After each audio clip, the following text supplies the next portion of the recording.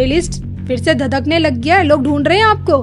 संत जी कहाँ हैं जो बात कर रहे थे कि युद्ध खत्म हो चुका है, कुछ नहीं होने वाला है। मैंने बोला था 2 जून को देवगुरु बृहस्पति उच्च के हो रहे हैं। जब तक ये कर्क राशि में बैठे कोई युद्ध नहीं होने वाला, किसी कंट्री का युद्ध नहीं होने वाला। किसी ने एक मिसाइल फेंक दिया और किसी ने एक दूसरा मिसाइल फेंक दिया, 72 घंटे का युद्ध नहीं हो सकता। चंपत राय चाहते तो योगी जी के पास जाते ना सीधा। अब छोड़ दीजिए, ये बहुत सी चीजें हैं जो मैं नहीं बोल सकता, मैं बहुत सी चीजें जानता हूँ। लेकिन आपको नहीं लगता इसकी गाज योगी जी पे गिरेगी? योगी जी पे कुछ नहीं गिरेगी। क्यों नहीं गिरना चाहिए, आप बताइए। अयोध्या का मामला इतना बड़ा, जिस अयोध्या के तो योगी जी ने इतने चक्कर लगाए, जिनके नेतृत्व में इतना भव्य राम मंदिर खड़ा हो पाया है, योगी जी की नाक के नीचे चंदा चोरी। लोगों के अंदर इस बात का पूरा भरोसा है, योगी जी हैं तभी ये व्यवस्थाएं ठीक हो पाएंगी। चंपत राय जी की योगी जी से बनती कहा? ये केंद्र के लायक व्यक्ति हैं, योगी जी के लायक व्यक्ति नहीं है। पिछले बार राम मंदिर का उद्घाटन हुआ और वो बैक फायर कर गया और बीजेपी हार गई। यस। इससे पहले जब कल्याण सिंह ने बाबरी मस्जिद गिराई थी तो बीजेपी हार गई थी। अब उसी पिच को ये विपक्ष तैयार कर रहा है। बीते दिनी जब अखिलेश यादव जी का इतना धूमधाम से जो बर्थडे सेलिब्रेट किया गया, वो नहीं, उनका उस दिन जन्म नहीं था। उनका डेट ऑफ बर्थ है, मैं बता रहा हूँ, ये ओरिजिनल डेट ऑफ बर्थ बता रहा हूँ, 24 अक्टूबर 72। ये मीडिया में नहीं है, इंटरनेट पे नहीं है। सुबह 5:35 इटावा यूपी। मेरा जो अपना अनुमान है, इस विधानसभा में कोई लड़ाई नहीं है पश्चिम बंगाल की तरह। अब सीटें कहीं 2017 की तरह रिपीट ना कर जाए, 300 क्रॉस कर जाए योगी आदित्यनाथ जी अपने दम पर। मैंने बोला है भगवंत मान के प्रति कि इनको जुलाई में ही पद छोड़ना पड़ेगा। ये सरकार अपने बोझ तले गिरने जा रही है। या तो भगवंत मान को इस्तीफा देना है, नहीं इस्तीफा देंगे तो इनकी पार्टी टूटेगी, सरकार गिरेगी। चुनाव पहले होगा। पंजाब में किसी को पूर्ण बहुमत नहीं आएगा, बीजेपी को भी नहीं आएगा, नहीं किसी को नहीं आएगा। लेकिन मैं आपको अरविंद केजरीवाल के बारे में बता दूं, ये 15 सीट से ज्यादा नहीं ला रहे। तो सूर्य उदय के समय 2-4 मिनट जो सूरज की किरणें हैं वो केतु, और शाम के समय जो सूरज की किरणें, जो सूरज रो रहा होता है वो राहु है।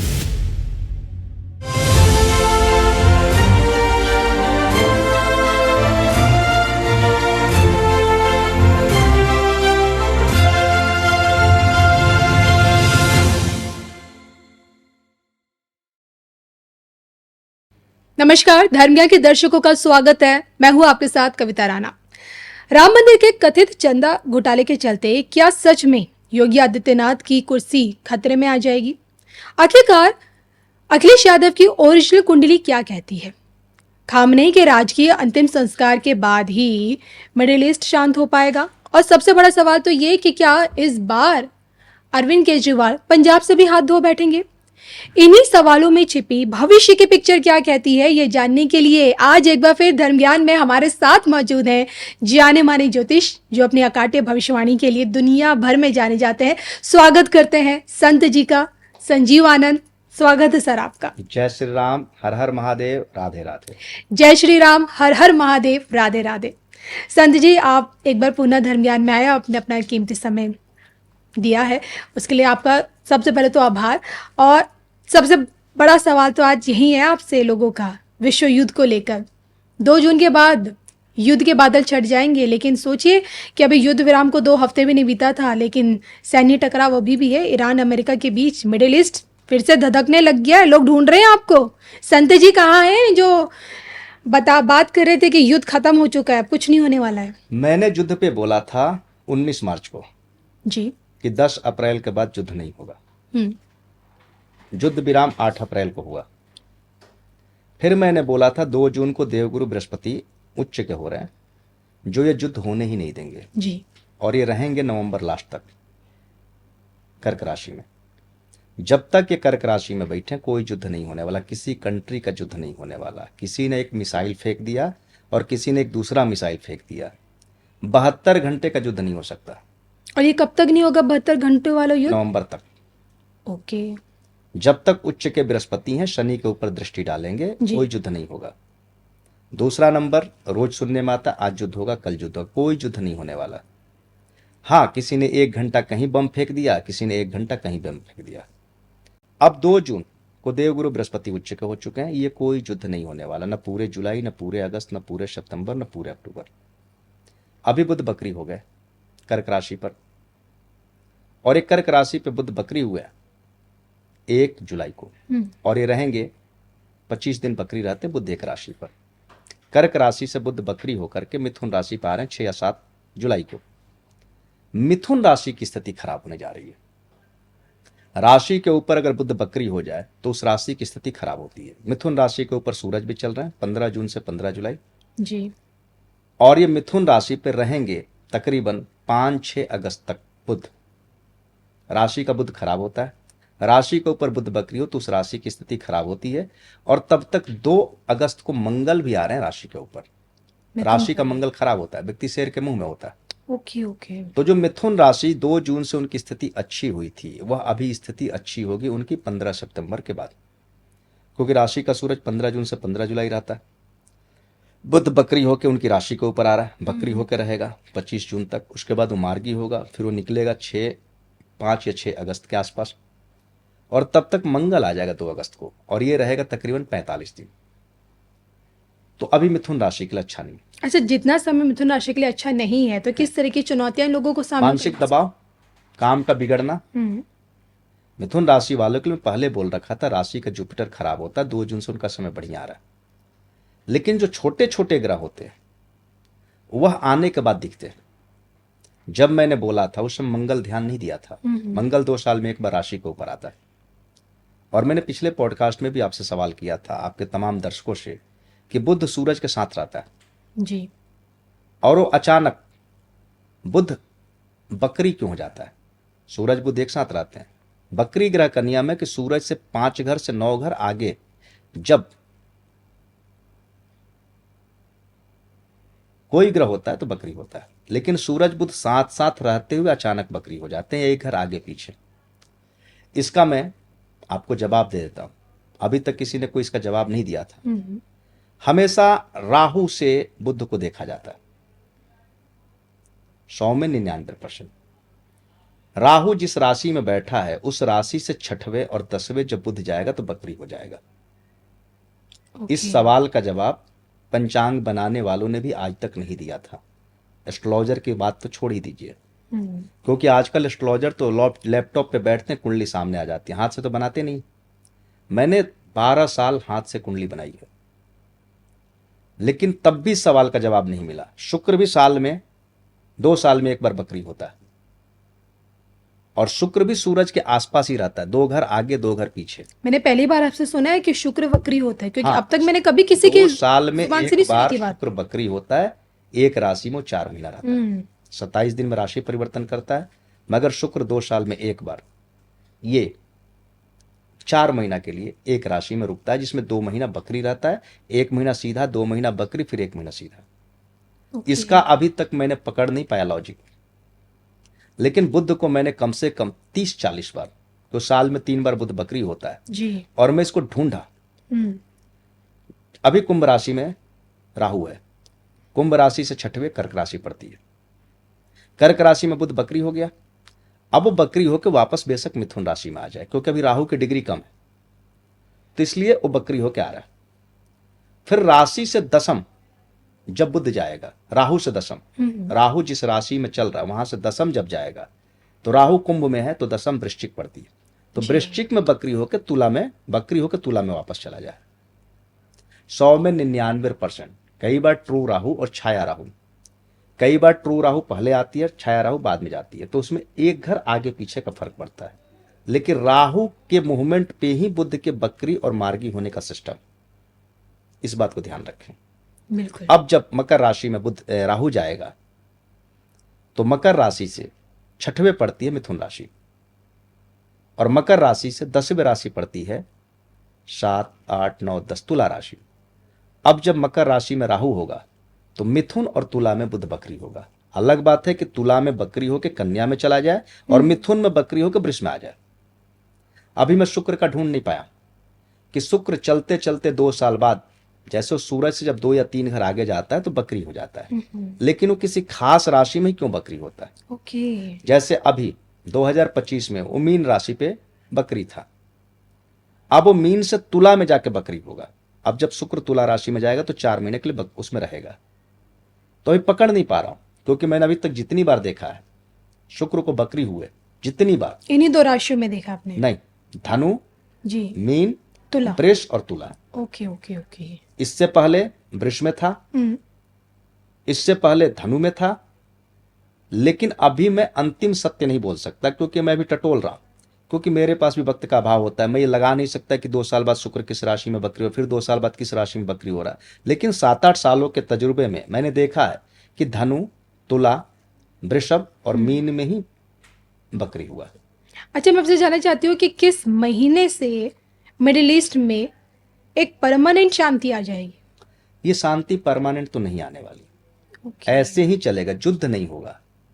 अब जो मैं युद्ध की डेट बता रहा था मैं भूल गया हूं, क्योंकि मैंने 10 अप्रैल बोला था 10 मई, क्योंकि इतनी प्रोडिक्शन हो चुकी है।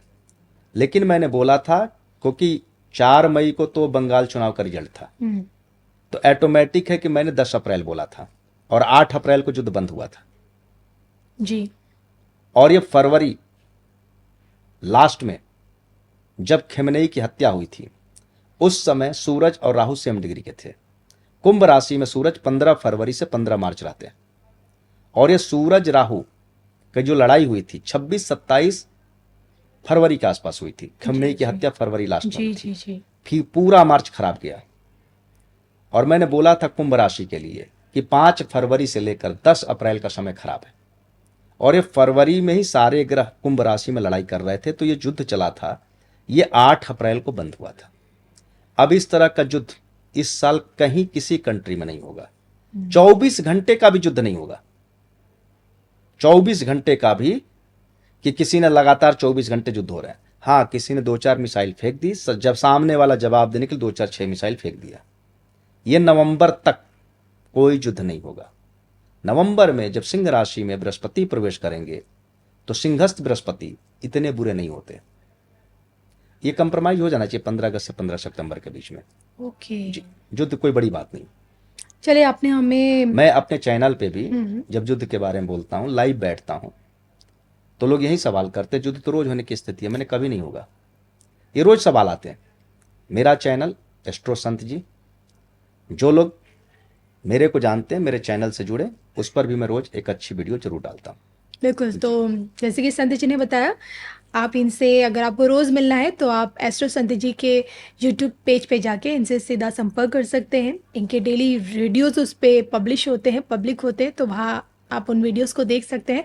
चलिए, अब वो बात कर लेते हैं हम इस वक्त का जो सबसे मेन हॉट टॉपिक बना हुआ है, जिस मामले के चलते पूरे भारत में घमासान मचा हुआ है, देश का संत समाज भड़का हुआ है। अयोध्या का तो पूरी अयोध्या वासी हैरान है। सोचिए ना कि राम मंदिर, जिसके लिए कितना बलिदान, कितनी तपस्या, कितना संघर्ष किया, उसी राम मंदिर में कथित चंदा घोटाला।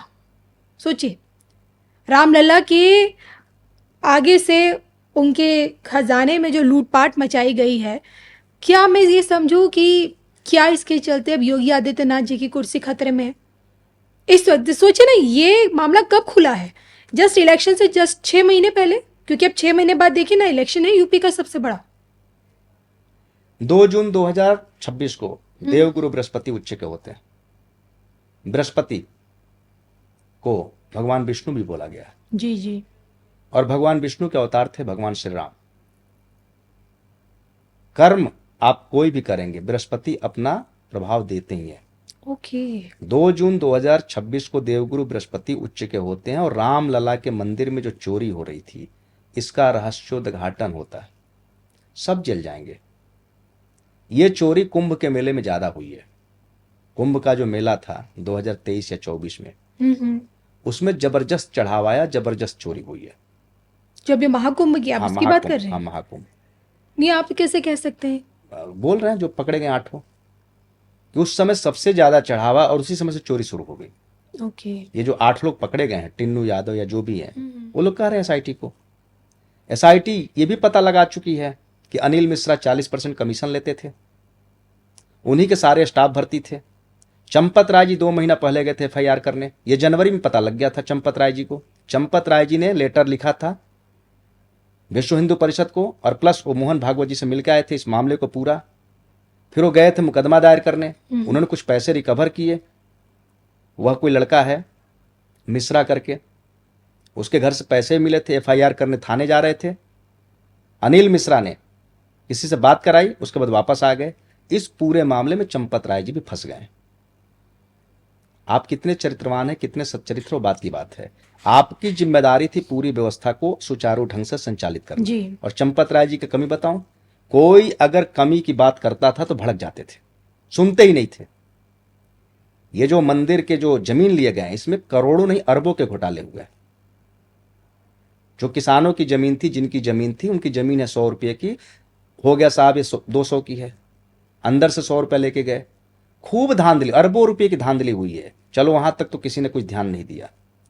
ये जब चंपत राय जी को जनवरी में पता लग गई थी, ये बात सीसीटीवी कैमरा उन्होंने लगवाया, गुप्त सीसीटीवी कैमरा, उसमें सब पकड़े गए। उनके घर गए, पुलिस के साथ छापे मारे गए, वहां से उनके घर से पैसे रिकवर हुए। फिर जब ये थाने गए रिपोर्ट कराने, तो यही अजय मिश्रा ने, अनिल मिश्रा ने किसी से टेलीफोन पे चंपत राय जी की बात कराई, वापस आ गए। तो ये भी जेल जाएंगे, अनिल मिश्रा भी जेल जाएंगे। चंपत राय चाहते तो योगी जी के पास जाते ना सीधा। अब छोड़ दीजिए, ये बहुत सी चीजें हैं जो मैं नहीं बोल सकता, मैं बहुत सी चीजें जानता हूँ। लेकिन आपको नहीं लगता इसकी गाज योगी जी पे गिरेगी? योगी जी पे कुछ नहीं गिरेगी। क्यों नहीं गिरना चाहिए, आप बताइए। अयोध्या का मामला इतना बड़ा, जिस अयोध्या के तो योगी जी ने इतने चक्कर लगाए, जिनके नेतृत्व में इतना भव्य राम मंदिर खड़ा हो पाया है। लोगों के अंदर इस बात का पूरा भरोसा है कि योगी जी हैं तभी ये व्यवस्थाएं, योगी जी की नाक के नीचे चंदा चोरी। योगी जी हैं तभी ये व्यवस्थाएं ठीक हो पाएंगी। ये चोरी हुई है और जो योगी जी एक्शन ले रहे हैं, इससे सबको विश्वास है। इसमें लोगों को शांति तब मिलेगी जब चंपत राय, अनिल मिश्रा दोनों जेल जाएं। इसमें तो नृपेंद्र मिश्रा, जब आप बीमार हैं, अकर्मण्य हैं, जब आप कुछ कर नहीं सकते, तो इतनी बड़ी जिम्मेदारी को आपको उठाने की जरूरत क्या थी? चंपत राय किसी के सुन नहीं रहे थे। अब ये कह रहे, ये जो यादव है लड़का, कि मेरे साथ धोखा कर दिया। आप आंख बंद करके भरोसा क्यों कर रहे हैं? आप ऐसे सड़क छाप लोगों को इस व्यवस्था में लगाए क्यों थे? तो ये 100 में 100% जिम्मेदार चंपत राय हैं। अनिल मिश्रा तो जेल जाएंगे ही जाएंगे, उनको तो कोई नहीं रोक सकता। चंपत राय भी जेल जाएंगे। अभी रुकिए तो सही, अभी देवगुरु बृहस्पति अपनी भूमिका में आ चुके हैं। बुध बकरी है, बुध पैसे का प्लेनेट है। 1 जुलाई को बकरी हुआ है और 25 जुलाई तक बकरी है। 25 जुलाई तक सब जेल चले जाएंगे। मेरे हिसाब से कम 150 लोग जेल जाएंगे। एसबीआई में जितने कर्मचारी बनारस लिए गए थे वो सब अयोध्या के थे। वो कई अफसर एसबीआई के जेल जाएंगे। ये बहुत कुछ होने वाला। अगर योगी जी नहीं होते तो इस मामले को लीपापोती कर दी जाती। जैसे चंपत राय जी जनवरी से अभी तक किए थे। योगी जी इन सब चीजों को बर्दाश्त नहीं करते हैं। पूरी यूपी की जनता को पता है कि योगी जी ईमानदार है और योगी जी दूध का दूध और पानी का पानी करेंगे। ये जो पॉलिटिक्स अखिलेश यादव कर रहे हैं, नहीं कर पाएंगे। उन्होंने तो इस पूरे मामले को उजागर किया है। उन्हीं के ट्वीट से ये चीजें सामने आई हैं। नहीं किया। अब इसका भी रहस्य आपको बता रहा हूं। मैं भी बहुत से लोगों को जानता हूं। जब ये चंपत राय जी को जनवरी में बात पता लगी तो उन्होंने वहां गुप्त सीसीटीवी कैमरे लगाए, तो उसमें दिख गई। फिर ये सब लोग गए, उस जो ये लड़का है, नाम भूल रहा हूं, जो अभी पकड़ा गया, जिसके घर से पैसे भी निकले 20, 25, 30 लाख रुपया मिश्रा करके, उसके घर से उस समय पैसे निकले थे। फिर उसके बाद ये लोग गए थे एफआईआर कराने। उसके बाद इन्होंने सारी बात, ये जो टिन्नू यादव या टिल्लू यादव जो भी हैं, उनको सब ये बात बता दी। तो ये सारी चीजें चल रही थी, लीपापोती चल रही थी। अब ये टिल्लू यादव को जब लगा कि हम फंस जाएंगे, बहुत बुरी तरह फंस जाएंगे, तो इसने मैसेज भेजवाया अखिलेश यादव के पास कि आप इस मामले पर राजनीति करें ताकि हमारा दामन बच जाए। ओके। तो एक तरीके से टिल्लू यादव अखिलेश यादव का आदमी है। तब उनको उजागर हुआ। ये जो अयोध्या जी के जो फैजाबाद से जो विधायक थे, सपा से, नाम उनका मैं भूल रहा हूं, पवन पांडे जी, उन्होंने इस मामले को मीडिया में उजागर किया। ये सब सपा की मिली भगत से हुआ। चोरी तो पहले से चल रही थी। सारा दोष, 100% दोष चंपत राय जी का है। जब आपको जनवरी में पता लगी, उसी समय एफआईआर कराते, सबको बाहर कराते, एक अच्छी व्यवस्था खड़ी करते। चंपत राय जी की योगी जी से बनती कहां? ये केंद्र के लायक व्यक्ति हैं, याद रखिएगा। ये केंद्र के लायक व्यक्ति हैं, योगी जी के लायक व्यक्ति नहीं है। योगी जी बड़े अनुशासित व्यक्ति हैं। अब चीजों को बदलेंगे। केंद्र भी चुप है, गलतियां तो हो चुकी हैं। संघ भी अब इसमें लीपापोती नहीं करेगा, नहीं तो संघ की छवि भी धूल धूसरित होगी। जी जी। यहां स्पष्ट न्याय चाहिए। लोग नाराज हैं, भयंकर नाराज हैं, भयंकर गुस्से में हैं। मैं जब अपने चैनल पे बैठता हूं लाइव तो लोग इसको लेकर बड़े नाराज हैं। जब बंगाल चुनाव का समय था, जब मैं लाइव बैठता था, 1.5 से 2 लाख लोग आते थे। उस समय ममता बनर्जी से लोग भयंकर नाराज थे और मैंने स्पष्ट घोषणा कर रही थी सुनामी चल रही, इस सुनामी में ममता कहां जाकर रुकेंगी पता नहीं। उसी तरह ही अयोध्या विवाद बीजेपी के लिए वरदान है, खास करके योगी चंदा आदित्य। चोरी की लोगों की नाराजगी, चंदा चोरी पर अयोध्या की नाराजगी या फिर कहे कि पूरी देश की नाराजगी किस पे निकलेगी, किस पे उतरेगी? योगी जी पे तो नहीं उतरेगी। पक्का? जैसे पिछले बार राम मंदिर का उद्घाटन हुआ और वो बैक फायर कर गया और बीजेपी हार गई। यस। इससे पहले जब कल्याण सिंह ने बाबरी मस्जिद गिराई थी तो बीजेपी हार गई थी। अब उसी पिच को ये विपक्ष तैयार कर रहा है। यह योगी आदित्यनाथ के अलावा कोई नहीं चलेगा, यही अखिलेश यादव की पार्टी। मैं समझू कि यहाँ पे योगी आदित्यनाथ जरूरत नहीं मजबूरी भी बीजेपी के लिए बन गए हैं। देखिए, कांग्रेस ने विरोध किया राम मंदिर का, हम्म। अखिलेश यादव के पिताजी ने विरोध किया। लोगों को सब समझ में आ गया है कि अब इतना विशाल बहुमत योगी जी को दो कि यहां केंद्र की भी न चल पाए योगी जी के आगे। ओके। और मैं अभी चुनावी भविष्यवाणी नहीं करूंगा क्योंकि मेरे सामने दोनों व्यक्ति कुंडली है। कल अखिलेश यादव जी का जन्मदिन था ना, जी। मीडिया में खूब धूमधाम से मनाया गया। 1 मार्च, 1 जुलाई, 1 अक्टूबर और 1 दिसंबर, ये बिहार यूपी में जब स्कूल में लोग एडमिशन कराने जाते थे तो टीचर डेट ऑफ बर्थ डाल देते थे, क्योंकि 10वीं का एग्जाम देने के लिए आपको डेट ऑफ बर्थ डालना पड़ता था। उससे पहले डेट ऑफ बर्थ की जरूरत नहीं थी। 100 में 99% लोगों का जो 75 से पहले के जन्म है उनका 1 मार्च होता है, 1 जुलाई होती है, 1 अक्टूबर होता है या 1 जनवरी होती है। Original date of birth Akhilesh Yadav ji का नहीं है वो। ओके, मेरे पास मतलब आप original ये date कह of रहे हैं birth कि 1 जुलाई के दिन अभी बीते दिन ही जब अखिलेश यादव जी का इतना धूमधाम से जो बर्थडे सेलिब्रेट किया गया वो उस दिन जन्मे ही नहीं थे। नहीं, उनका उस दिन जन्म नहीं था। उनका डेट ऑफ बर्थ है, मैं बता रहा हूं, ये ओरिजिनल डेट ऑफ बर्थ बता रहा हूं, 24 अक्टूबर 72। ये मीडिया में नहीं है, इंटरनेट पे नहीं है। सुबह 5:35, इटावा यूपी, ये उनका ओरिजिनल डेट ऑफ बर्थ है। आपका सबसे बड़ा दावा है ये? दावा नहीं, मैं जब तक किसी बड़े करीबी व्यक्ति से कुंडली नहीं मिलती तब तक मैं अपने सॉफ्टवेयर में सेव नहीं करता। मैंने पिछले पॉडकास्ट में बोला था उनकी 4 या 5 डेट ऑफ बर्थ है। जी। किसी ने मुझे नोट कराया था, अखिलेश यादव जी का ये डेट ऑफ बर्थ था 24 अक्टूबर 73। वो बोल रहे थे सत्य है। फिर उनके बड़े एक घनिष्ठ व्यक्ति ने बताया कि नहीं नहीं, उनका डेट ऑफ बर्थ 24 अक्टूबर 72 है, वो 73 इस तरह से चर्चा में। जी। तो इनकी जन्म पत्रिका में कन्या लग्न मेष राशि, और मेष राशि के ऊपर तो 7.5 लग गई। ये योगी जी के लिए यह घटना वरदान है। योगी जी की स्पष्टवादिता, सत्यनिष्ठा और ईमानदारी यहां पे दिख रही है। चंपत राय सबकी निगाहों में गिर चुके और इस मामले को जिसने भी भंडाफोड़ किया, देखिए यहां पे एक चीज तो है, योगी जी के साथ अन्याय हुआ। राम मंदिर ट्रस्ट में योगी जी की अगर फ्री हैंड दिया गया होता तो कुछ नहीं होता। अब उनको मिल रही है, केंद्र भी चुप है, यहां पे बोल नहीं पा रहा। अब इनको फ्री हैंड मिलेगा, सब कुछ दुरुस्त हो जाएगा और सब जुलाई में दुरुस्त हो जाएगा। और ये जो मामला आया है योगी आदित्यनाथ के लिए, ये हिंदुत्व के पीछे तैयार हुए और इसमें योगी आदित्यनाथ जी बहुत शानदार करेंगे, क्योंकि मैं पिछले पॉडकास्ट में बोल के आया कि उनका टॉप समय चल रहा है जी।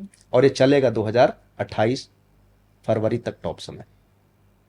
उसके बाद इनकी 7.5 लगेगी और 7.5 में ही भारत के प्रधानमंत्री बने और ये 7.5 उनकी चलेगी 2034 तक।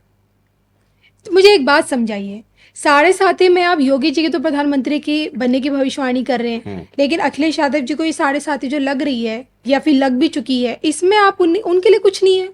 अखिलेश यादव जी की कुंडली में राजयोग नहीं है। ओके। राजयोग नहीं है। ये जिस पिता ने विरासत खड़ी की, उनके बेटों की कुंडली में राजयोग नहीं है। पिता जब तक रहे तभी तक विरासत चली, चाहे स्टालिन हो, चाहे सुखबीर सिंह बादल हो, चाहे तेजस्वी यादव हो, चाहे राहुल गांधी हो और चाहे अखिलेश यादव। राजयोग भी तो होना चाहिए, आपकी लोकप्रियता होनी चाहिए। योगी जी आज अगर किसी सभा में खड़े हो जाएं तो मैं दावे के साथ कहता हूं कि 1-2 करोड़ इधर से उधर पलट जाएंगे। अखिलेश जी खड़े हो जाएं तो 2-4-5 लाख वोट कम ही हो जाएंगे। योगी जी की कुंडली में राजयोग की भरमार है। जबरदस्त वाला, अच्छा। जबरदस्त राजयोग है। ये जन्म पत्रिका कमजोर है। अगर ये अखिलेश यादव, मैं किसी भावना दुर्भावना से नहीं बोल रहा हूं, जब मेरे पास ये जन्म पत्रिका किसी ने भेजी थी, बोले थे एक जन्म पत्रिका मेरे जानने वाली, क्या है? मैंने खराब है। बोले खराब है, ये तो यूपी के मुख्यमंत्री हैं। मैंने बोला ये नहीं है, इनके पिताजी की बदौलत बने हुए हैं। ये राजयोग पिता का था। 2024 में जो सीटें मिली हैं वो इनके कारण नहीं मिली हैं। संघ की नाराजगी, योगी आदित्यनाथ जी को नजरअंदाज करना, 400 पार का नारा देना, समय खराब होना। अभी इस विधानसभा को आने तो दीजिए, मैं बताऊंगा सीटें कितनी आएंगी। मेरा जो अपना अनुमान है, इस विधानसभा में कोई लड़ाई नहीं है। पश्चिम बंगाल की तरह कोई लड़ाई नहीं है। अब सीटें कहीं 2017 की तरह रिपीट ना कर जाए, 300 क्रॉस कर जाए योगी आदित्यनाथ जी अपने दम पर। मैंने बोला है पिछले पॉडकास्ट में, आज फिर दोहरा रहा हूं, ये लड़ाई 2027 की लड़ाई योगी आदित्यनाथ जी अपने दम पे जीत के आएंगे। जैसे गुजरात में जी 2007 की लड़ाई नरेंद्र मोदी अपने दम पे जीते थे। जी। संघ खिलाफ था, बीजेपी भी खिलाफ थी, केशुभाई राणा भी खिलाफ थे, शंकर सिंह बघेला भी खिलाफ थे, ये और भी 3-4 जो लोग थे, केशुभाई पटेल भी खिलाफ थे। 2007 की जो गुजरात चुनाव था, नरेंद्र मोदी अपने दम पे जीते थे। उसी तरह 2027 का यूपी चुनाव योगी आदित्यनाथ जी अपने दम पे जीतेंगे। जब वो 2012 जीते थे नरेंद्र मोदी, तब 2014 में प्रधानमंत्री बने थे। जब ये 2032 जीतेंगे योगी आदित्यनाथ जी, तब वो भारत के प्रधानमंत्री बनेंगे। राजयोग होना चाहिए। राजयोग अखिलेश यादव की कुंडली में नहीं है। राजयोग की कमी है। बस उनके पिता पुत्र थे, मुख्यमंत्री बन गए। चलिए, ये तो आपने यहाँ साफ कर दिया है कि योगी जी को देश का प्रधानमंत्री बनने के लिए एक नहीं बल्कि एक और टेस्ट पास करना ही जी, पड़ेगा। जी। लेकिन एक सवाल ये भी बनता है कि कुछ तो होगा अखिलेश यादव जी की कुंडली में। हाँ, राजयोग है। राजयोग है, प्रधानमंत्री बनने वाला राजयोग नहीं है। आपने प्रधानमंत्री का सवाल छेड़ा था। मुख्यमंत्री बन पाएंगे नहीं यूपी बनेंगे, में दोबारा? नहीं कभी बनेंगे, नहीं भविष्य बनेंगे। में चांस मिल अभी पाएगा? मेरे हिसाब से 2032 तक तो मुख्यमंत्री नहीं बनने वाले। उसके बाद बन जाए तो मैं गारंटी नहीं दे सकता। आपको लगता है यूपी के चुनाव में बंगाल जैसी हिंसा देखने को मिल सकती है 27 में? नहीं, मतलब भी नहीं है, दूर दूर तक नहीं, कोई हिंसा नहीं होगी। योगी जी ने जो लॉ एंड ऑर्डर, देखिए एक मायावती होती थी जिनका लॉ एंड ऑर्डर बड़ा सशक्त होता था, लेकिन उसमें SC ST मुकदमे बहुत हुए थे, भ्रष्टाचार बहुत हुआ था। भ्रष्टाचार कभी बंद नहीं हो सकता। ये बात चाणक्य ने लिखी थी जी। कि भ्रष्टाचार नहीं बंद हो सकता, कम हो सकता है। कम हो सकता है। अगर ऊपर का शासक भ्रष्ट नहीं है तो नीचे के लोग तो खाएंगे ही खाएंगे, लेकिन जब ऊपर का शासक भ्रष्ट होता है तो खुल्लम खुल्ला भ्रष्टाचार होता है। भ्रष्टाचार कम है, बंद कभी नहीं होगा, कभी नहीं बंद होगा। लेकिन योगी जी अपने दम पर यूपी को बेहतर किए हैं, लॉ एंड ऑर्डर बेहतर किए हैं, कोई हिंसा का प्रश्न नहीं खड़ा होता। ये चुनाव आराम से योगी आदित्यनाथ जी अपने दम पे इस चुनाव को 300 पार ले जाएंगे। एक और बात बता दूं, क्योंकि मैं अभी 2 विधानसभा पर बड़ी अपनी गणना तेज कर चुका हूं, पंजाब और यूपी। अब यूपी में मैं देख रहा हूं कि मुसलमान अखिलेश से नाराज है। आपको ऐसा क्यों लगता है? मैं बता रहा हूं, अखिलेश से मुसलमान बुरी तरह से नाराज है। वो कांग्रेस को वोट देंगे, इनको नहीं देंगे अगर गठबंधन होता है तो। ओके। और अगर गठबंधन नहीं होता है तो बसपा की तरफ जाएंगे, या अपने निर्दलीय या अपने तमाम जो खड़े होंगे मुस्लिम उनको वोट देंगे। क्योंकि ये 5 साल में मुसलमानों के लिए किए क्या है? तमाम मुस्लिम लीडर मारे गए, तमाम मुस्लिमों के साथ उनकी नजरों में अत्याचार हो रहा है, नमाज बंद है, ये बंद है, वो बंद है। मुसलमान कह रहे हैं कि आप विपक्ष के नेता होके भी आप एक शब्द तो नहीं बोले हम लोग के पक्ष में। भयंकर नाराज है। अगर ये चुनाव होता है, अभी स्पष्ट कुछ नहीं बोलूंगा, अभी देखिए 6 महीने आगे चुनाव, लेकिन मैं 300 पार संकेत का दे रहा नारा आपने दे दिया है यूपी के कि लिए। इस बार के चुनाव में कहीं पुरानी 2017 रिपीट ना हो जाए। अखिलेश 50 के नीचे, बीजेपी 350 से ऊपर। मैंने अभी 300 पार ही बोला है, और ये अपने दम पर योगी आदित्यनाथ जी करेंगे, ये मोदी जी के दम पे नहीं। क्योंकि कुछ लोग नाराज ये भी हैं कि आप योगी जी को फ्री हैंड क्यों नहीं कर रहे हैं। आपने राम मंदिर में योगी जी को अगर डाले होते तो ये सब थोड़े हो पाता। वहां से बैठ के आपने कर दिया। पिछले लोकसभा चुनाव में टिकट उनकी मर्जी से नहीं बटे। जी।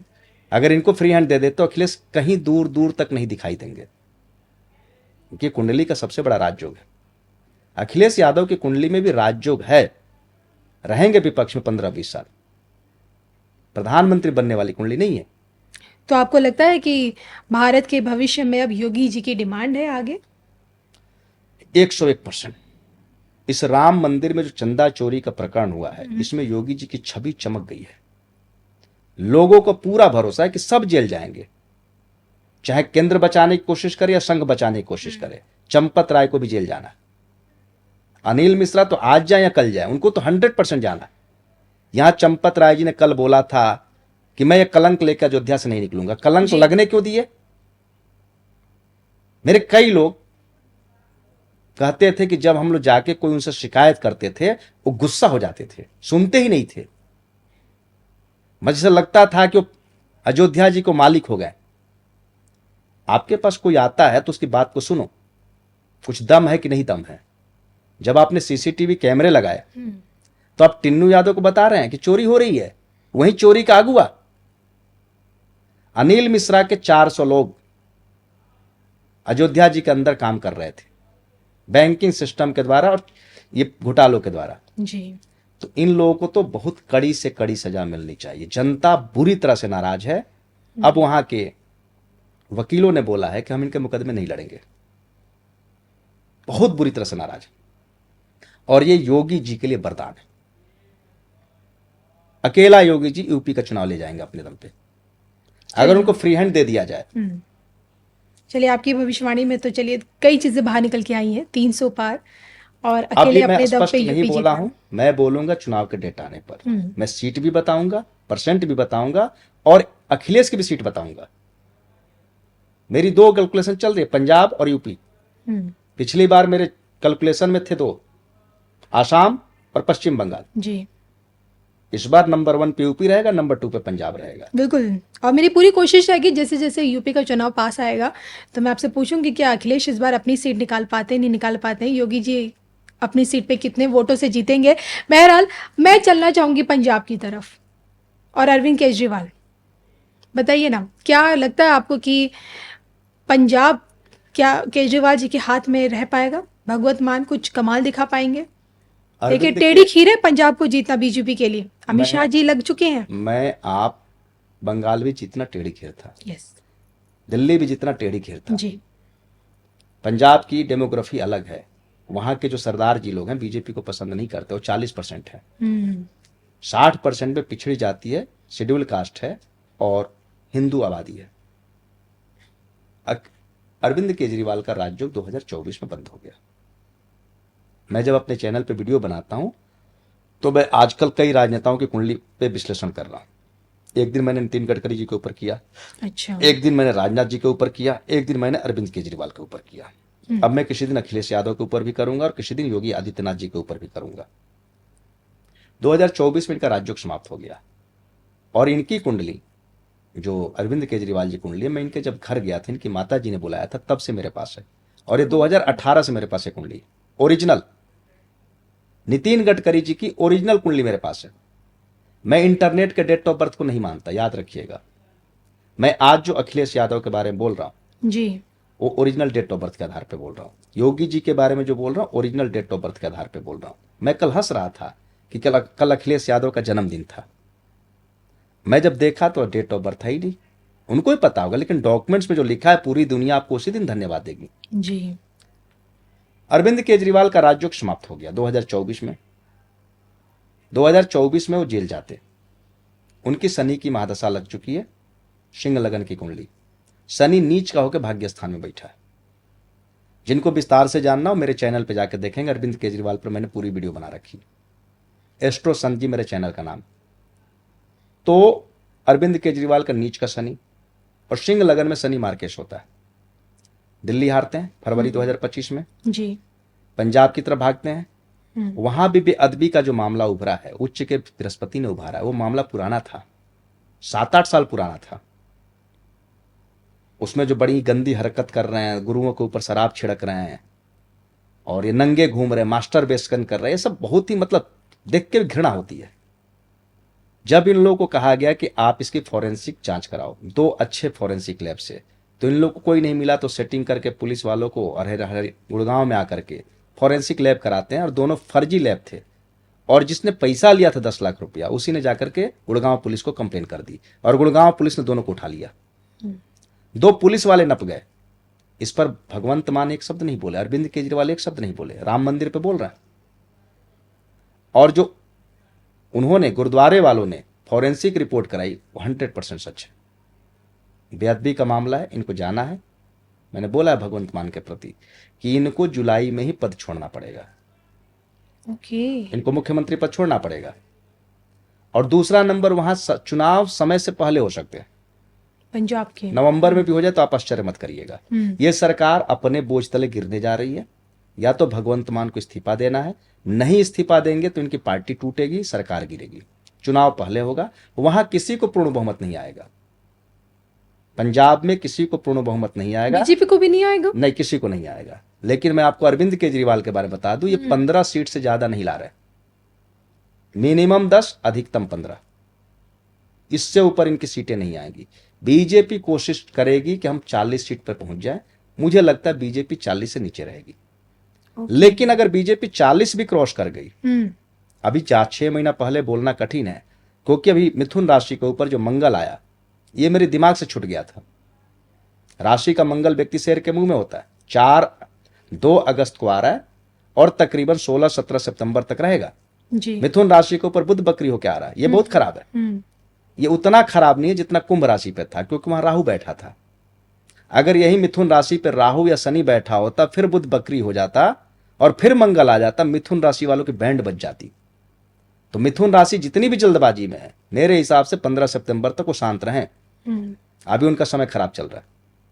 अरविंद केजरीवाल की पार्टी टूट जाएगी, इस चुनाव में वजूद खत्म हो जाएगा। एक राज्यसभा मेंबर जिताने की स्थिति नहीं होगी उनकी, और उसके बाद दिल्ली टूटेगी, याद रखिएगा। और जब दिल्ली टूटेगी तो रेखा गुप्ता हटेंगी, और उसके बाद अरविंद केजरीवाल की 7.5 लग रही है। मई 2027 में दोबारा से उनको जेल जाना पड़ेगा। उनका राजयोग समाप्त हो चुका है। शनि की दशा में राजयोग नहीं है। जैसे ममता बनर्जी की बृहस्पति की महादशा समाप्त हुई और शनि की महादशा प्रवेश की और उनका राजयोग समाप्त हुआ और शनि की ढैया में सब 1 महीना में खत्म हो गया, उसी तरह अरविंद केजरीवाल की दशा पहले से आ चुकी है। ओके। जो राजयोग खत्म कर चुकी है जी। ये इनकी जन्म पत्रिका में 2008 से इनका राजयोग चालू हुआ। अरविंद केजरीवाल का लोग में लोकप्रिय हुए, जी। तमाम पुरस्कार मिले, अन्ना आंदोलन हुआ, मुख्यमंत्री बनते हैं और जबरदस्त बनते हैं, फिर से बनते हैं, 10 साल रहते हैं, पूर्ण बहुमत, संपूर्ण बहुमत। अब वो राजयोग समाप्त हो गया। दशा और गोचर दोनों के बारे में मेरे गुरुजी कहते थे कि अगर दशा बाराती है तो गोचर दुल्हा है। ओ, यानी कि गोचर इंपॉर्टेंट है। हाँ, तो अगर बारात पहले पहुंच गई और गोचर दुल्हा नहीं पहुंचा तो बारात नहीं लगेगी। कई बार क्या होता है कि गोचर पहले आ जाता है, यानी दुल्हा पहले पहुंच गया, बारात पीछे रह गई, और दशा बाराती है, तो जब तक बारात नहीं आएगी दुल्हा दरवाजे पर नहीं जाएगा। दोनों मिलकर बारात बनती है। तो इनका जो है बाराती पहले पहुंच चुके हैं, दुल्हा आने वाला है मई 2027 में। 2027 के बाद अरविंद केजरीवाल के लिए अच्छा समय नहीं है। जेल जाएंगे। अब 3 साल रहे, 2 साल रहे, 1 साल रहे, लंबे समय तक रहेंगे। 2032 तक इनकी स्थिति एकदम खराब हो जाएगी। और जिस तरह से ये राजनीति में चमकते हुए आए थे, उसी तरह गुमनाम सितारे की तरह समाप्त हो जाएंगे।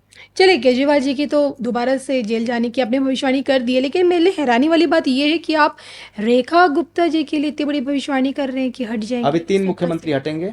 मैंने तो आपके पिछले पॉडकास्ट में बोला था। रेखा गुप्ता जी अपना कार्यकाल पूरा नहीं कर पाएंगे मुख्यमंत्री मतलब का? भी नहीं।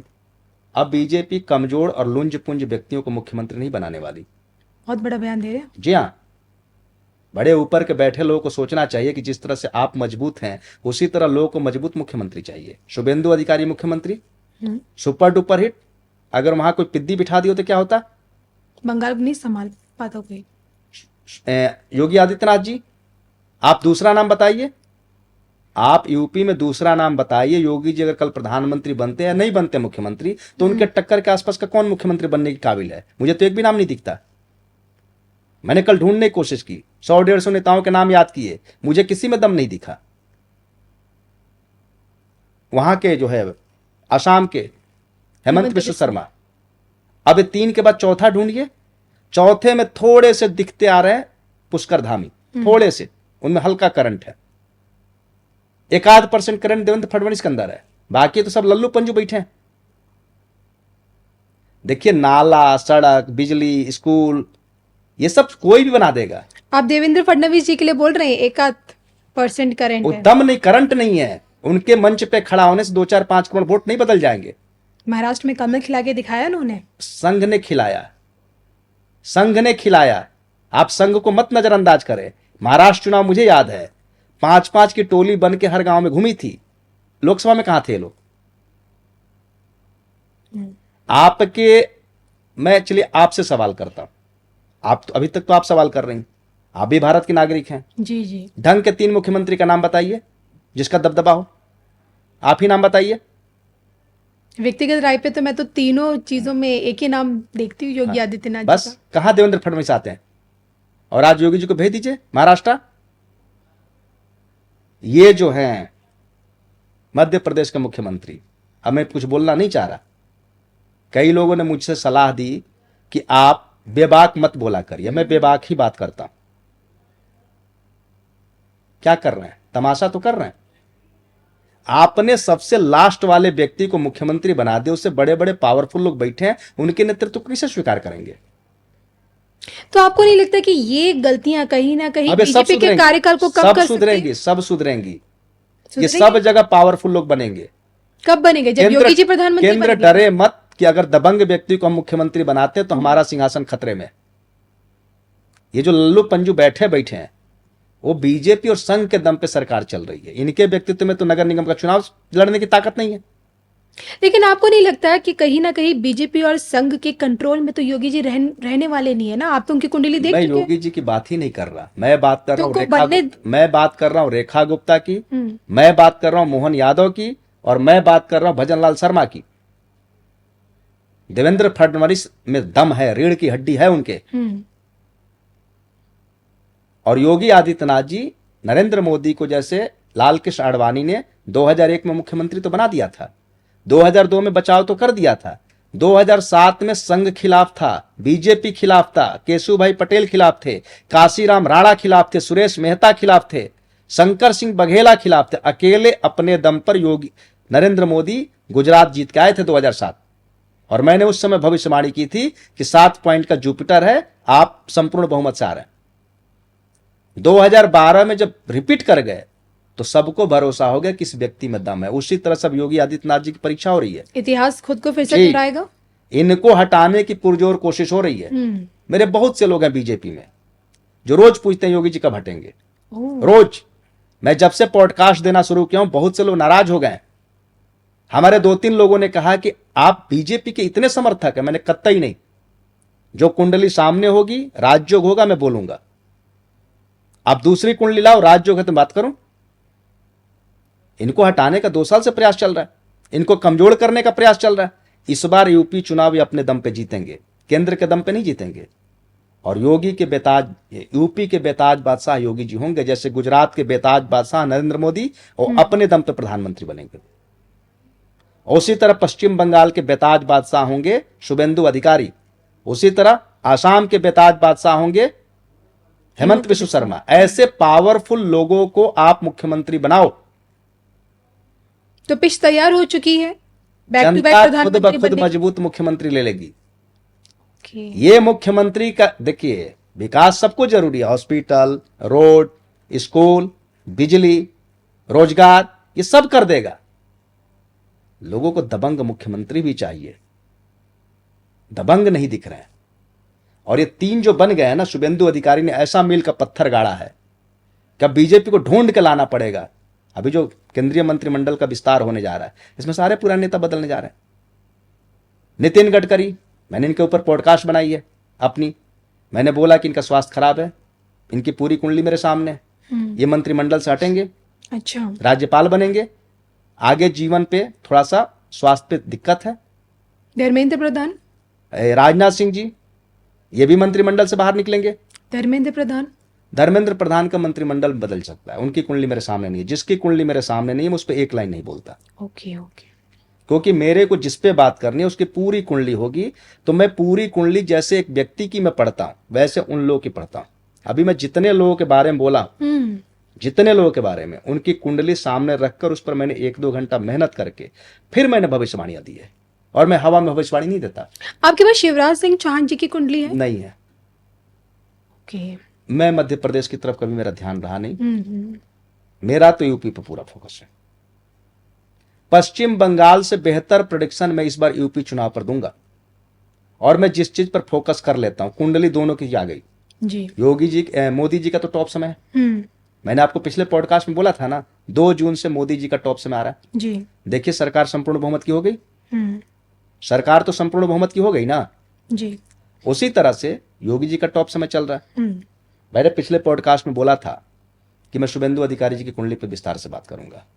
मैंने बोला था। और आप संकेत दे चुके हैं कि योगी जी के बाद देश का अगला प्रधानमंत्री कौन? प्रधानमंत्री बने या ना बने, उस व्यक्ति में योगी जी को अपना गुरु मानते हैं। मैं यहां किसी की तारीफ नहीं कर रहा। कोई व्यक्ति हो जिसकी तारीफ की जा सके। शुभेंदु अधिकारी ने 2 महीना के अंदर वो काम कर दिया है जो योगी जी पिछले 5 साल में वहां पहुंचे थे। अगर वो 5 साल पश्चिम बंगाल में अगर शासन पूरा करते हैं तो वो लकीर खींचेंगे जो हिंदुस्तान में न भूतो न वर्तमानो न भविष्यंति 50 साल से पश्चिम बंगाल गड्ढे में था। 50 साल से। नरेंद्र मोदी जब प्रधानमंत्री बने तो बोले 5 साल लगेगा भारत को गड्ढे से बाहर निकालने में, 5 साल लगेगा चलाने में और 5 साल लगेगा 15 साल का समय मांगे थे। जी, दिया है देश की जनता ने उन्हें। और शुभेंदु अधिकारी मुझे लगता है इसी 1 साल के अंदर पश्चिम बंगाल को गड्ढे से बाहर निकाल देंगे। मुझे तो लगा आप बोलते कि सीधा दौड़ा देंगे। 1 साल का, 50 साल का गड्ढा, 5 साल में जो पश्चिम बंगाल लास्ट पैदान की तरफ चल रहा है वो नंबर 10 के अंदर आ जाएगा। जी। 8 लाख करोड़ का कर्जा है पश्चिम बंगाल। मैं किसी की तारीफ तभी करता हूं जब मैं उसकी जगह जाऊं और उससे बेहतर कर सकता, तब तो मैं तारीफ नहीं करूंगा। मैं शुभेंदु अधिकारी जी की कुंडली मेरे सामने है, कुंडली लाजवाब है। मैं भी उनकी जगह होता तो उतना बेहतर नहीं कर सकता था, इसलिए मैं उनको 100 में 100 नंबर दूंगा। योगी आदित्यनाथ जी की जगह मैं होता तो मैं इतना बेहतर नहीं कर सकता, इसलिए 100 में 100 नंबर। बाकी ये जितने नेता हैं, ये जो मोहन यादव तमाम जो भी हैं, इनकी जगह मैं होता इनसे 1000 गुना बढ़िया मैं कर देता। ये जितना कर रहे हैं ना उससे 1000 गुना बढ़िया मैं कर देता। इसलिए मैं इन सबको देता हूं 0/0 नंबर। सुनने में अच्छा लगे या बुरा लगे, मैं किसी को खुश करने के लिए नहीं बोलता। चलिए, ज्योतिष गणना है, राजनीति पे आपके अपने विचार हैं। बात कर लेते हैं ज्योतिष पे। अब देखिए, ज्योतिष से ही संबंधित आ जाते हैं हमारे शनि ग्रह वक्री होने जा रहे हैं। और जैसे कि आप बताते हैं, तमाम एस्ट्रोलॉजिस्ट बताते हैं, गुरु का उच्च का होना, और गुरु के उच्च के होने के साथ साथ बात मैं करूँ राहु कुंभ राशि में, तो ऐसी स्थिति में समझना चाहती हूँ, इसलिए भी समझना चाहती हूँ क्योंकि जुलाई का महीना चल रहा है, आधा साल हमारा बीत चुका है 2026 का, बचा आधा साल अभी बचा है 6 महीने। इन परिस्थितियों में इन 6 महीनों की पिक्चर में आप क्या क्या देखते हैं कि किस तरह की घटनाएं हो सकती हैं भविष्य में? अभी शनि मीन राशि में चल रहा है जी।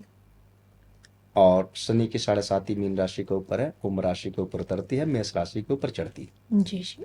लेकिन मैंने पीछे बोला था और आज भी बोल रहा हूं कि मीन राशि के लिए उतना खराब शनि नहीं है, क्योंकि जब भी शनि को देखना है आपको राहु को देखना पड़ेगा। शनि एक जज बोले गए, और जब जज को कोई काम कराना होता है तो अपनी टीम को बोलते हैं। पुलिस प्रशासन को काम करके लानी होती है। अब एक समझिए कि शनि जज हैं तो राहु पुलिस है, ओके। वहीं तो गिरफ्तार करके लाएगा। अगर शनि की भयंकर 7.5 चल रही है और राहु खराब है तो राहु पूरी निर्दयता के साथ उस मुजरिम को कोर्ट में पकड़ के लाएगा। और अगर शनि बहुत नाराज है और राहु आपके ऊपर प्रसन्न है, कह देगा साहब मिल ही नहीं रहे। बहुत से लोग को देखते हैं नॉन अवेलेबल वारंट है, 4-4 साल से नहीं मिल रहे पुलिस वाले को जी। और जब पुलिस चाह लेती है तो कबर से निकाल कर चली आती है। राहु अगर आपके अनुकूल है तो शनि की 7.5 खराब नहीं है। अब मीन राशि के ऊपर जो शनि बैठा हुआ है, जो देवगुरु बृहस्पति की दृष्टि में आ गया, बृहस्पति राशि से पंचम अच्छा फल देते हैं। राहु उतना बुरा नहीं है, राहु टॉप का होने वाले नवंबर लास्ट में। तो मीन राशि के लिए कहने की 7.5 होगी। मीन राशि वाले इस तरक्की में बहुत तरक्की करेंगे। कुंभ राशि की उतरती 7.5 मगर राशि के ऊपर राहु था, राशि का राहु खराब होता है, इसलिए कुंभ राशि वालों को कष्ट हो रहा है। जब कुंभ राशि को राहु छोड़ करके मकर राशि पे जाएगा तो कुंभ राशि वालों की स्थिति अच्छी हो जाएगी। ओके। थोड़ी परेशानियां शुरू होंगी मकर राशि के ऊपर, मगर मकर राशि के ऊपर शनि की 7.5 नहीं है, तो जब मकर राशि के ऊपर शनि की ढैया प्रवेश करेगी मई 2027 में, फिर वापस आ जाएगी फरवरी 2028 में मकर राशि के ऊपर शनि की ढैया होगी, तब तक ये राशि को राहु निकल चुका होगा मई 2028 में। जी। तो आपको जब भी शनि की 7.5 देखनी है, राहु को देखना पड़ेगा। लेकिन देखने आता किसको है? मैंने तो जीवन भर यही काम किया है, मैंने जीवन भर यही काम किया, इसलिए मेरे को आदत है। मैं यहां पॉडकास्ट पे रूल बोलूंगा, सुनने में लोगों को पसंद आएगा, इस्तेमाल नहीं कर सकते, क्योंकि जब तक आप उस पर 100-200 घंटा मेहनत नहीं करेंगे तब तक आप अभ्यास में नहीं ला सकते। इसीलिए मैं रूल खोल के बोल देता हूं। 1-2 लोगों ने बोला आप रूल बोलते क्यों? मैं बोल दूंगा, लोग सुन लेंगे, समझ लेंगे, अप्लाई नहीं कर सकते। शनि बकरी होने जा रहे हैं जुलाई लास्ट में। जी, 26-27 जुलाई हाँ, से। 26-27 जुलाई को। ये बकरी होना मेष राशि के लिए अच्छा नहीं क्योंकि मेष राशि भी 7.5 में ही है। जी। प्लस कुंभ राशि के लिए बहुत अच्छा नहीं है। मीन राशि को थोड़ा दबाव बनेगा, वो सब निकल जाएगा, क्योंकि जब तक शनि के ऊपर देवगुरु बृहस्पति की दृष्टि रहेगी शनि प्रसन्न रहेंगे। शनि 2 होते हैं, नाराज शनि, प्रसन्न शनि। तो शनि जब बृहस्पति की दृष्टि में होते हैं तो प्रसन्न शनि होते हैं, और शनि जब राहु केतु मंगल के साथ आते हैं तो नाराज शनि होते हैं। जी। जी। चलिए, इसी से जुड़ा एक सवाल मेरा आपसे था कि केतु के बारे में समझना चाहूंगी, क्योंकि देखिए अभी हमने शनि और राहु के बारे में आपसे समझा। केतु के लिए आप क्या कहेंगे? आप या तो ज्योतिष पढ़ना चालू कर दिए हैं, वैदिक ज्योतिष में कहाँ केतु के बारे में कुछ लिखा गया है?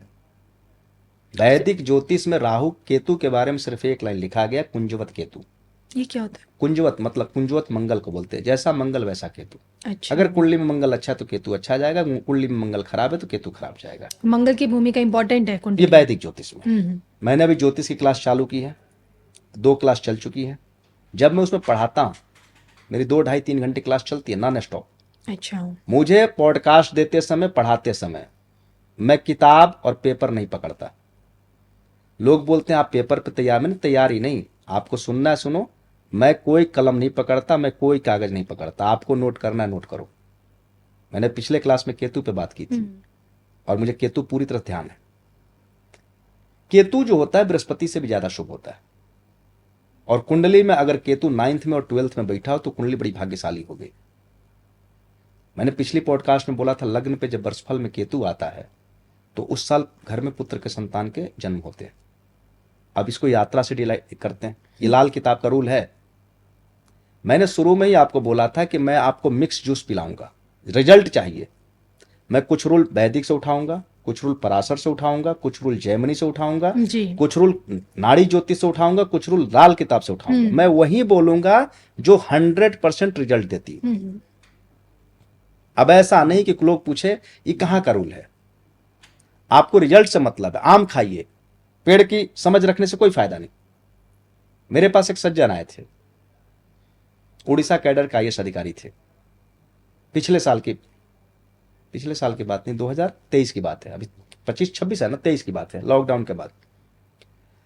वो IAS थे और डिप्टेशन पे रक्षा मंत्रालय में आए थे दिल्ली। उनका 5 साल कंप्लीट हो गया था जी। 5 साल बाद आपको होम कैडर में वापस जाना होता है। अब उनका दिल्ली मन लग गया था, बच्चों के यहीं पे एडमिशन हो गए थे, उनकी पत्नी का भी मन लग गया था, लेकिन जाना मजबूरी थी। उड़ीसा कैडर में वापस जाएं, फिर 6 महीना साल भर रहने के बाद फिर आप दोबारा डिप्टेशन पे आ सकते हैं। मेरे पास आए, उन्होंने कुंडली दिखाई कि अब मेरा ट्रांसफर तो होगा। मैंने देखा उस साल वर्षफल में लग्न पे केतु था, वर्षफल में लग्न पर केतु, ये लाल किताब का रूल है। तो जब वर्षफल में लगन पे केतु है तो उस साल आपकी यात्रा नहीं होगी, कंफर्म नहीं होगी, चाहे ऊपर से प्रधानमंत्री से तबादले का आदेश आ चुका हो और उस पर पूरा विभाग लग चुका है कि इस आदेश पे पालन किया जाए, तब भी आपका ट्रांसफर नहीं होगा।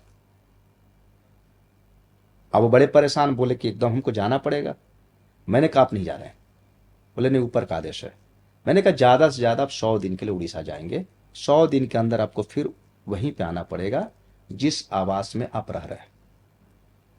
इत्तेफाक से वहां पे शायद 2025 या 24 में चुनाव हो गए, ध्यान नहीं आ रहा। नहीं, नवीन पटनायक थे उस समय मुख्यमंत्री, मैं गलत था। 23 की बात कर रहे हैं ना? 23 की नवीन जी, पटनायक जी जी। मुख्यमंत्री थे। उन्होंने थोड़ा सा पैर भी लगाई, उन्होंने उड़ीसा भवन का इनको इंचार्ज बना दिया। ओके। तो आप हैं तो उड़ीसा कैडर का अफसर, आपको उड़ीसा भवन का जब इंचार्ज बनाया गया तो आपको तो उड़ीसा में ही रहना है, हम्म। और वो रहे। अब उसके बाद मुझे लगता है कि फिर वो डिप्टेशन के अप्लाई कर चुके हैं, और डिप्टेशन में वो फिर भारत सरकार में आ जाएंगे। वर्षफल में लगन पे केतु आ जाए तो उस साल आपकी यात्रा के लिए या ट्रांसफर के लिए ऑर्डर भी हो चुका हो, तब भी आपका ट्रांसफर नहीं होगा। और अगर गलती से आप चले गए तो 100 दिन के अंदर आपको वापस आना है। अच्छा, फिर उनकी जल्दी वापसी होगी। मतलब आपकी यात्रा है ही नहीं। ओके। सेकंड में वर्षफल में केतु हो, यात्रा अच्छी होगी, भाग्योदयकारी होगी। तीसरे घर में केतु जबरदस्ती यात्रा नहीं करवाता, अपनी पसंद होगी तो ट्रांसफर होगा, नहीं पसंद होगी नहीं ट्रांसफर होगा। चौथे घर में अगर केतु आ गया तो आप अपनी माता स्थान जहां आपका बर्थ प्लेस है उसके आसपास आपका ट्रांसफर होगा। पांचवें घर में अगर केतु आ जाए वर्षफल में तो आपका शहर नहीं बदलेगा, ज्यादा से ज्यादा आप अपना ऑफिस बदल दें या अपने रहने का घर बदल दें। हम्म।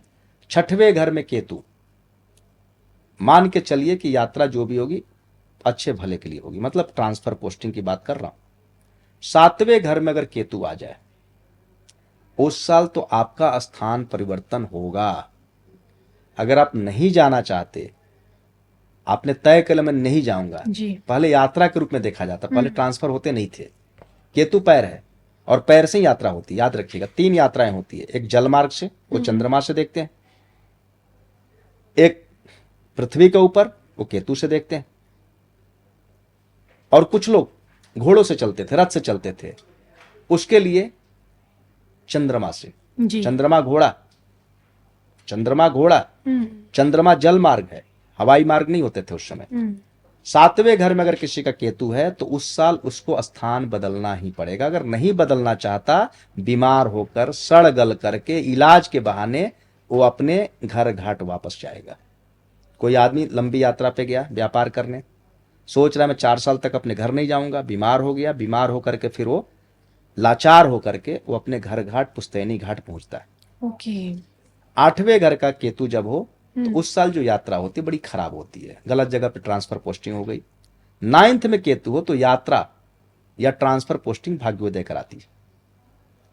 12वें का भी केतु बहुत अच्छा है। तो ये सब चीजें ठीक हैं। सिर्फ वर्षफल में 7वें घर में केतु आए तो उस साल आपके मन के खिलाफ यात्रा होगी और आपका ट्रांसफर होगा। केतु बृहस्पति से भी ज्यादा शुभ है। किसी का बृहस्पति अगर खराब भी बैठा, कुंडली में कहीं खराब ही बैठा, जी। और अगर केतु 6वें घर में है तो उसका बृहस्पति डायमंड है। ओके। अगर किसी का लग्न पे केतु है, सूरज कहीं भी खराब बैठा है, सूरज डायमंड है। लगन का केतु सूरज को डायमंड करेगा, 6वां केतु बृहस्पति को डायमंड करेगा। लगन पे राहु, सूरज कहीं भी हो। परसों तरसों या 4-5 दिन पहले की बात है, सिंह लगन की कुंडली थी, लग्नेश उच्च का होकर भाग्य स्थान में बैठा था, सूरज की महादशा चल रही थी। तमाम लोगों ने कहा था आपकी सूरज की महादशा बहुत अच्छी जाएगी, जबकि उनकी उम्र 34-35 साल के आसपास थी। नाड़ी ज्योतिष में ग्रहों की उम्र होती है, सूरज की उम्र होती है 22 साल और 23 साल। अच्छा।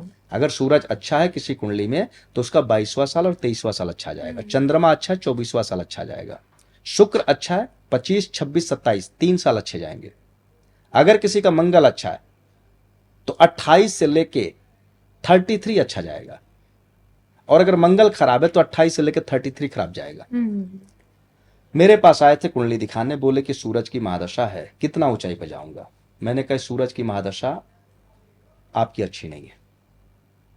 बोले क्यों? सिंह लगन की कुंडली है, सूरज उच्च का होके भाग्य स्थान में बैठा है और बृहस्पति के साथ था या बृहस्पति की दृष्टि में था। मैंने पॉडकास्ट में बोल रखा था कि अगर सूरज बृहस्पति किसी कुंडली में एक साथ हो तो बहुत बड़ा राज्य हो।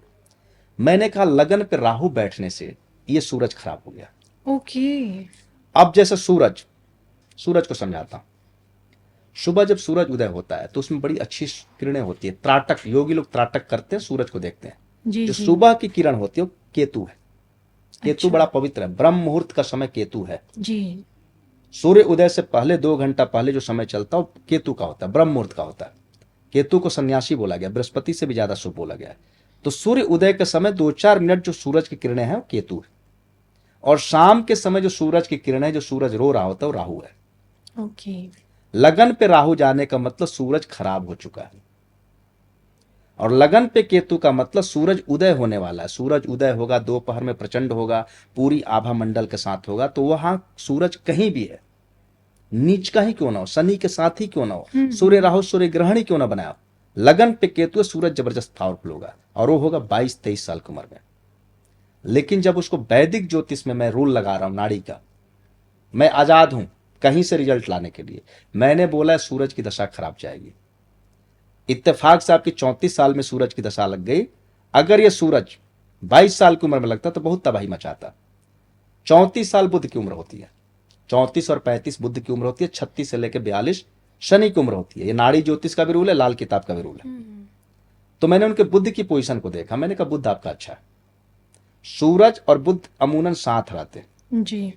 ज्यादा से ज्यादा एक घर आगे पीछे।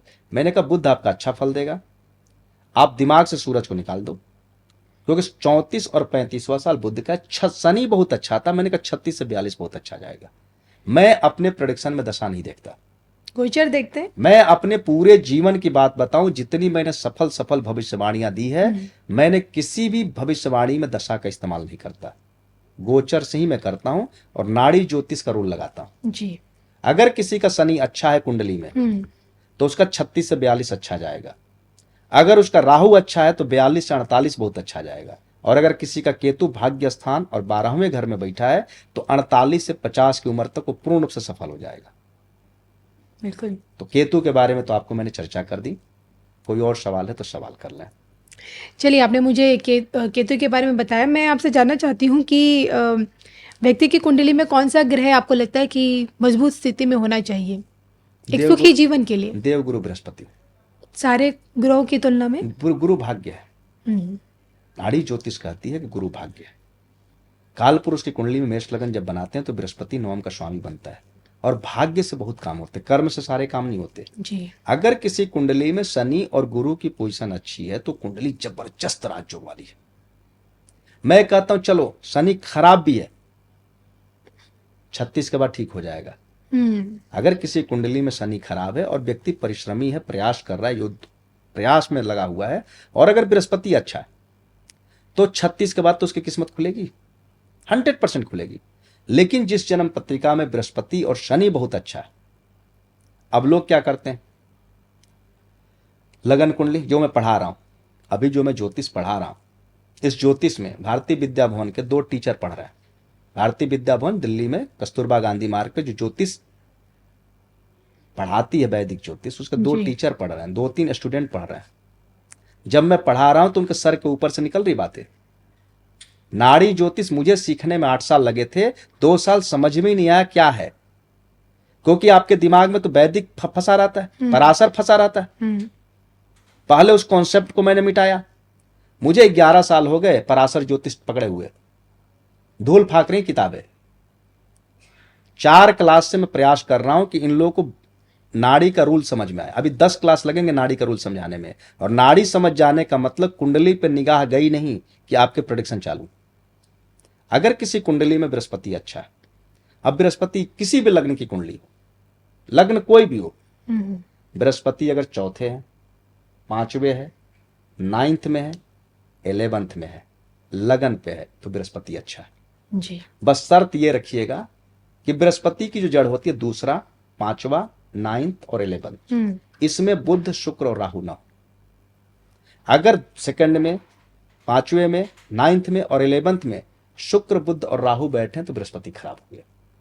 अगर ये चारों घर में बुध शुक्र राहु नहीं है और बृहस्पति लगन पे हो, चौथे हो, 5वें हो, 9th में हो, 11th में हो, तो बृहस्पति सुपर डुपर आपका टॉप ग्रह है, वो आपके भाग्य को हमेशा मजबूत रखेगा। और अगर शनि खराब नहीं है, शनि खराब होता है राहु केतु से मिलकर। अगर शनि अकेला 8वें हो तो राजयोग, 7वें हो तो राजयोग, 6वां 36 के बाद राजयोग। लगन पे कंडीशन है जो मैं बाद में बात करूंगा। 9th 10th 11th 12th में अगर शनि बैठा है, 9th 10th 11th 12th में अगर शनि हो, जी। 8वें अकेला, 7वें अकेला, तीसरे भी ठीक है, दूसरे भी ठीक है, और शनि यहां हो और बृहस्पति का राजयोग बना हो, तो वह व्यक्ति कई गुना ऊंचाई पे जाता है। तो बृहस्पति को ठीक रखना है तो मंदिर जाते रहें, एक चुटकी हल्दी गुनगुने पानी या दूध में मिला के पिया करें, मांस मछली शराब से दूर रहें। जी। वह भोजन कभी ना लें जो ईश्वर को अर्पित ना किया जा सके। जो बृहस्पति प्रधान व्यक्ति होते हैं, मैं बोलता हूं कि आप भोजन करो, ईश्वर को अर्पित करो, उसके बाद भोजन करो। भोजन वह लो जो आप ईश्वर को अर्पित कर सकते हैं, अच्छा माना जाता है। अब जैसे कल एक छोटे प्रसंग की चर्चा करता हूं। आजकल बच्चों के नीट के एग्जाम हुए, बहुत से बच्चे पूछ रहे हैं हम पास करेंगे, फेल करेंगे, रिजल्ट आएंगे या नहीं आएंगे। मैं एक सूत्र दे देता हूं चलते चलते आपको, क्योंकि तमाम लोगों ने कहा था कि कुछ आप शिक्षा पे बोल लें। जी। नाड़ी ज्योतिष में चंद्रमा एजुकेशन है। ओके। नाड़ी ज्योतिष में चंद्रमा एजुकेशन है। चंद्रमा घर की जमीन है, चंद्रमा लिक्विड कैश है, चंद्रमा माता का सुख है, चंद्रमा आपकी दिल की शांति भी है। अगर किसी लड़के की जन्म पत्रिका में, किसी बच्चे की जन्म पत्रिका में चंद्रमा लगन पे बैठा हो तो उसकी शिक्षा पूरी होगी और अच्छा शिक्षा करेगा और अच्छा करेगा। सेकंड का चंद्रमा भी अच्छा पढ़ाई करेगा। थर्ड का चंद्रमा पढ़ने में अच्छा होगा, मेहनत करके अच्छी पढ़ाई करेगा। चौथा चंद्रमा तो पढ़ने में टॉपर होगा। चौथा चंद्रमा जिसका हो पढ़ने में टॉपर होगा। पंचम का चंद्रमा अगर अपना कम पढ़ा लिखा हो तो अपने बेटों को बहुत अच्छी तालीम देता है। 6वें घर का चंद्रमा पढ़ाई पे पैसे खर्च होते हैं। ओके। पहले के जमाने में पढ़ाई पे पैसे खर्च नहीं होते थे, लेकिन आपने उनको बढ़िया ट्यूशन, बढ़िया स्कूल, बढ़िया व्यवस्था दे दी तो पढ़ लेगा। अगर व्यवस्था नहीं तो नहीं पढ़ पाएगा, क्योंकि 6वें घर में चंद्रमा खराब होता है। चंद्रमा एजुकेशन है। ओके। केतु का घर है, केतु चंद्र ग्रहण योग है, बुध चंद्र का संबंध है। 7वें घर का चंद्रमा जब तक वो पढ़ाई करेगा तब तक शादी नहीं होगी, और जब पढ़ाई खत्म करेगा तभी शादी होगी। लेकिन चंद्रमा जब 7वें घर में हो तो शर्त है कि या तो उसकी शादी 24 साल की उम्र से पहले कर दो या 28 के बाद करो। 24 से 28 के बीच की शादी डिवोर्स होगी। ओके। शुक्र का पक्का घर है। शुक्र के घर में जब चंद्रमा जाता है तो शुक्र और चंद्र की लड़ाई हो जाती है, विवाह टूट जाता है। लेकिन 7वें घर का चंद्रमा वाला जब तक पढ़ाई करेगा तब तक शादी नहीं होगी। कई लड़कियां 32 साल तक पढ़ रही हैं, पीएचडी कर रही हैं, पूछती हैं शादी कब होगी। मैं बोलता हूं नहीं होगी जब तक तुम्हारी पढ़ाई बंद नहीं होगी। 7वां चंद्रमा शेरो शायरी का शौकीन होगा, ज्योतिष का शौकीन होगा। उसकी पत्नी और उसकी मां के आपस के संबंध बहुत अच्छे नहीं रहेंगे, मगर ये इसको बोलते हैं लक्ष्मी का अवतार, पैसे वाला होगा। अच्छा। और तीसरा नंबर कि जिस घर में मां खुश है उस घर में पत्नी दुखी रहेगी, और जिस घर में पत्नी खुश है उस घर में मां दुखी रहेगी। ये प्रकृति का नियम है, क्योंकि चंद्रमा है मां और शुक्र है पत्नी। चंद्रमा हमारी दिल की शांति, मन की खुशी है जी। चंद्रमा केंद्र में बैठने से मां से अटैचमेंट रहेगा। 7वां घर पत्नी का है और शुक्र पत्नी का कारक है। तो जब शुक्र के घर में चंद्रमा बैठता है तो या तो मां का दबदबा चलेगा परिवार पर, तो पत्नी को दब के रहना पड़ेगा, और अगर पत्नी का दबदबा आया तो मां को दब के रहना पड़ेगा। तो चंद्रमा जिसका 7वें घर में बैठा और लग्न पे बैठा हो उस घर में या तो पत्नी खुश रहेगी तो मां दुखी रहेगी, मां खुश रहेगी तो पत्नी दुखी रहेगी। लेकिन दोनों के इसमें पैसा तो रहेगा घर में। हाँ, लक्ष्मी अवतार है, लक्ष्मी अवतार। जी। 8वें घर का चंद्रमा पढ़ाई में रुकावट बहुत होगी। जितना पढ़ेगा मां का स्वास्थ्य खराब होगा, पढ़ाई करते जाएगा मां का स्वास्थ्य खराब होगा। अगर 8वें घर में चंद्र केतु का ग्रहण योग तो पढ़ाई में ब्रेक आएगी, एक बार फेल होगा या 1 साल ब्रेक करेगा उसके बाद पढ़ेगा। 9th का चंद्रमा अव्वल दर्जे का पढ़ाकू होगा। 10वां चंद्रमा न खुद पढ़ेगा न अपने बच्चों को पढ़ाएगा। जिसका भी 10वें चंद्रमा हो वो ढकेल चल पढ़ाई करेगा, सेकंड डिवीजन। 10वें चंद्रमा वाले को मैंने देखा है अक्सर कि इनकी पढ़ाई के रास्ते में बहुत बड़ा रोड़ा होता है। पैसा अच्छा होता है, पैसे की बात नहीं कर रहा, उम्र अच्छी होती है। 10वां चंद्रमा वाला उम्र अच्छी लेके आता है, पैसा भी ठीक ठाक होता है, कैरियर भी ठीक ठाक होता है, माता का हेल्थ खराब होता है। पिछले पॉडकास्ट में मैंने बोला था 10वां चंद्रमा होने से 100 में 70% माता को बीमारी, कैंसर, और 30% में ही पिता को स्वास्थ्य बाधा या अल्पायु या कैंसर। जी। 10वां चंद्रमा पढ़ने में अव्वल दर्जे का नहीं होगा और अपने बच्चों की भी पढ़ाई पे ध्यान नहीं देगा।